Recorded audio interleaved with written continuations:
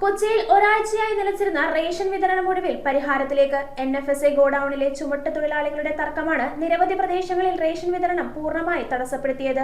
സപ്ലൈകോ മേഖലാ manager TJ ജയദേവിന്റെ നേതൃത്വത്തിൽ നടന്ന ചർച്ചകൾക്ക് പിന്നാലെ പ്രശ്നം പരിഹരിച്ച സാഹചര്യത്തിലാണ് വിതരണം പുനരാരംഭിക്കാനുള്ള ഒരുക്കങ്ങൾ തുടങ്ങിയത്. കൊച്ചി ഡിപ്പോകളുടെ കീഴിലുള്ള NFSA ഗോഡൌണിൽ വാതിൽപ്പടി വിതരണവുമായി ബന്ധപ്പെട്ടുണ്ടായ തൊഴിലാളി തർക്കം പരിഹരിച്ചു. ചുമട്ട് തൊഴിലാളികളുടെ സമരത്തെ തുടർന്ന് ചെല്ലാനം, മട്ടാഞ്ചേരി, പള്ളുരുത്തി, തോപ്പുംപടി, ഇടക്കൊച്ചി മേഖലകളിൽ റേഷൻ വിതരണം തടസ്സപ്പെട്ടിരുന്നു.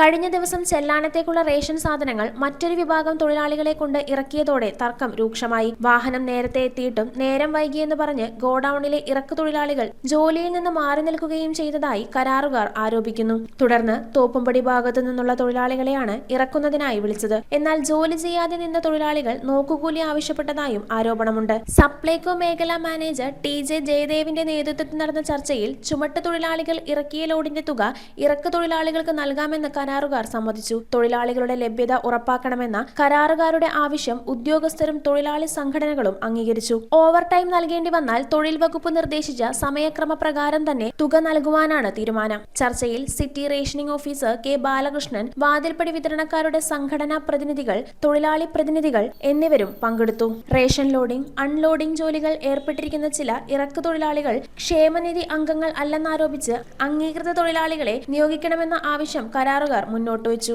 ഒരാഴ്ചയായി റേഷൻ വിതരണം തടസ്സപ്പെട്ടിട്ടും പ്രശ്നം പരിഹരിക്കാനുള്ള ഇടപെടലുകൾ വൈകിയതിൽ പ്രതിഷേധവുമായി റേഷൻ വ്യാപാരികളും രംഗത്തെത്തിയിരുന്നു. News bureau, Kochi. Premium quality granite, tiles, stone, AEC block, sanitary തുടങ്ങി ഫ്ലോറിംഗിന് ആവശ്യമായ എല്ലാ മെറ്റീരിയൽസും ഏറ്റവും കുറഞ്ഞ വിലയിൽ ഇവിടെ ലഭ്യമാണ്. തറയിൽ ഗ്രാനൈറ്റ്സ്, MLA റോഡ്, പള്ളുരുത്തി.